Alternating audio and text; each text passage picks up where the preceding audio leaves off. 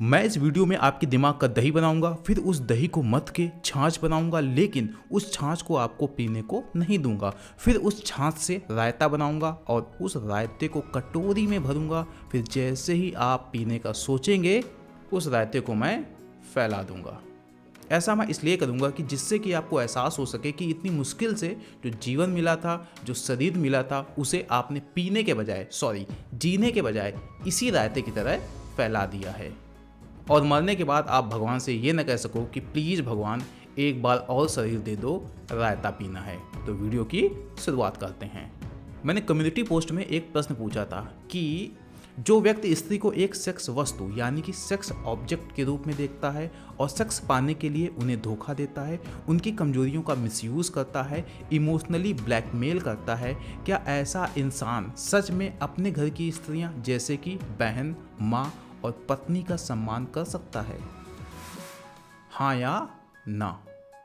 आप में से कई लोगों ने इस प्रश्न का जवाब भी दिया है अपनी समझ के हिसाब से। जिन्होंने इस प्रश्न का जवाब हाँ में दिया है, मेरे हिसाब से वो लोग वुमेनाइजर होंगे। उन्होंने स्वयं को समझा और ये पाया कि एक तरफ तो वो वुमेनाइजर हैं, लेकिन दूसरी तरफ वो अपने घर की महिलाओं का सम्मान भी करते हैं। इस वजह से शायद उन्होंने हाँ में जवाब दिया।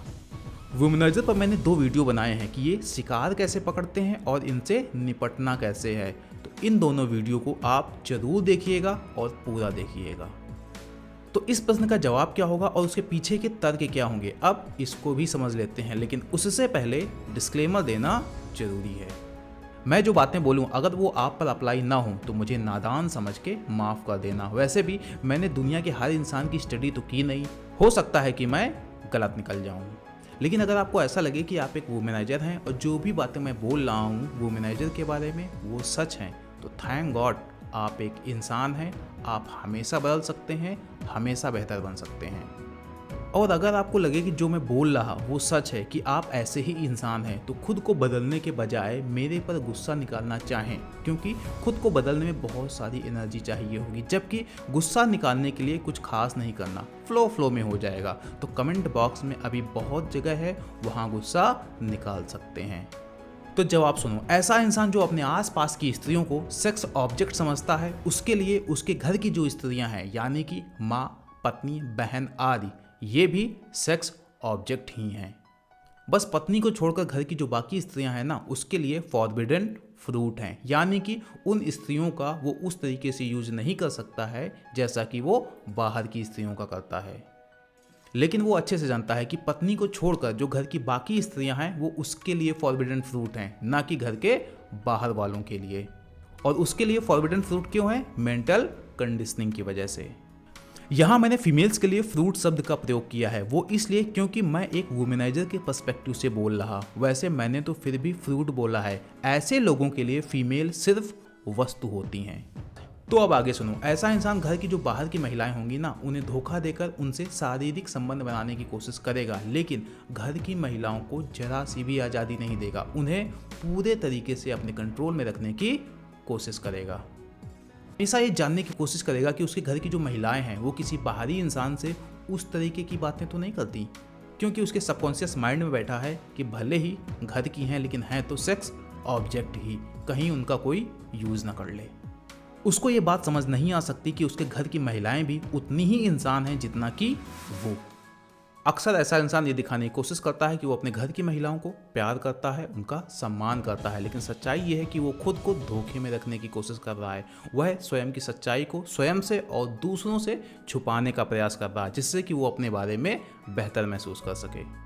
तो एक बात याद रखना, यदि एक व्यक्ति बड़ी बड़ी बातें कर रहा सेक्सुअल फ्रीडम की, सेक्सुअल चॉइस की, लेकिन अगर वो अपने घर की महिलाओं को सेक्सुअलिटी से जुड़ी कोई भी फ्रीडम देने के लिए तैयार नहीं है, तो वो पाखंडी है। उसको ये बात समझ नहीं आ सकती कि भले ही हम इंसान एक दूसरे से अलग अलग रिश्तों से जुड़े हों और समाज ने हमें अलग अलग मान्यताओं से बांध रखा हो, लेकिन हर इंसान की एक अलग लाइफ जर्नी होती है। जब वो इंसान पैदा हुआ था तो अकेले ही आया था, जब वो जाएगा तो अकेले ही जाएगा, और इस धरती पर उसे जो कुछ मिला है वो सब यहीं छूट जाएगा। शायद हम इंसान अपनी लाइफ के लिए अकेले ही ईश्वर के प्रति उत्तरदायी होते हैं।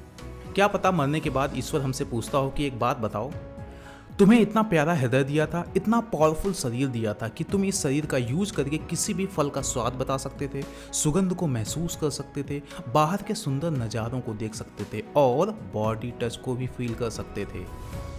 इन सब को स्वयं और दूसरों का सम्मान बनाए रखते हुए एक्सपीरियंस किया या नहीं, या फिर जीवन की जो ज़्यादातर सहज इच्छाएं हैं उनको दबाए रहे और मरकर वापस आ गए, क्योंकि उस वक्त का समाज जो जीवन की सहज इच्छाएं हैं उन्हें भी पूरी करने की इजाज़त नहीं देता था।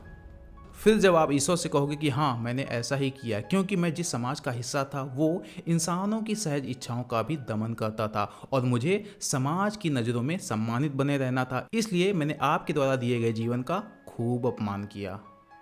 फिर पता है ईश्वर क्या करेगा? आपको उबलते तेल की कढ़ाई में नहीं डालेगा, उतारेगा चप्पल और कायदे से उछड़ेगा और फिर भगवान कहेगा कि आना मांगने दोबारा कि प्रभु एक और जीवन दे दो। फिर आप भगवान से क्या कहोगे कि सॉरी भगवान जी, पिछली बार सब कुछ तो जी लिए, लेकिन चूंकि हमारे मन में सेक्स के प्रति सम्मान का भाव नहीं था, इस वजह से सेक्स तो बहुत किए लेकिन उससे कुछ खास हासिल नहीं कर पाए, सिर्फ 2-4 बच्चों के अलावा। इस बार ऐसी गलती नहीं होगी। फिर ईश्वर क्या कहेगा? अरे मूर्खचंद, मैंने दिमाग दिया था, एक चेतना दी थी और एक अंतरात्मा भी दी थी, तो व्हाट्सएप से ज्ञान ना लेकर दुनिया के अलग अलग कल्चर के बारे में, दुनिया की अच्छी किताबों को थोड़ा भी गहराई से पढ़ लेता तो जीवन को समझने में और जीने में आसानी हो जाती। और अगर वो भी तेरे बस में नहीं था तो कम से कम इस यूट्यूब चैनल को फॉलो कर लेता और इस इंसान से बात कर लेता पेमेंट देकर। भगवान जी कहीं मुझे ही ना उछड़ दे। अब हो सकता है कि आप ये कहो कि दूसरा भी तो एग्जाम्पल आप दे सकते थे, सेक्स का ही एग्जाम्पल क्यों दिया? तो मुझे बताने की ज़रूरत नहीं है, आप अच्छे से जानते हो। अब मैं ये उदाहरण तो नहीं दे सकता कि आप भगवान जी से कहोगे जाके कि भगवान जी प्लीज़, पिछले जन्म में मैं चिलगोजा खाना भूल गया था तो मुझे दोबारा जन्म दे दो, इस बार चिलगोजा खाना है। एक बात शायद आपने ध्यान नहीं दी कि हम टॉपिक से भटक चुके हैं। वो आपने इसलिए नहीं ध्यान दिया क्योंकि भटकाव वाला टॉपिक सेक्स था, अगर चिलगोजा होता तो आप पकड़ लिए होते। टॉपिक में वापस आता हूँ और कंक्लूड कर देता हूँ। तो मेरा जवाब ये है कि ऐसे लोगों के लिए जो घर की महिलाएं होती हैं ना, वो भी सेक्स ऑब्जेक्ट होती हैं। यानी कि एक वुमेनाइजर अपने घर की महिलाओं को तब तक कंट्रोल में रखना चाहेगा जब तक कि वो बूढ़ी नहीं हो जाती, और बूढ़ी होने के बाद उनको फ्रीडम दे सकता है। मैं एक प्रश्न पूछता हूँ, उसका कमेंट बॉक्स में आप जवाब जरूर दीजिएगा कि ये जो वुमेनाइजर होते हैं या फिर इस माइंडसेट के लोग होते हैं वो इस दुनिया में आने के बाद बनते हैं या फिर कुछ पिछले जन्म के भी संस्कार होते हैं। तो ये था आज का वीडियो। कमेंट कर आप बताइएगा जरूर कि आपको रायता पीने को मिला या फिर फैल गया। Thank you.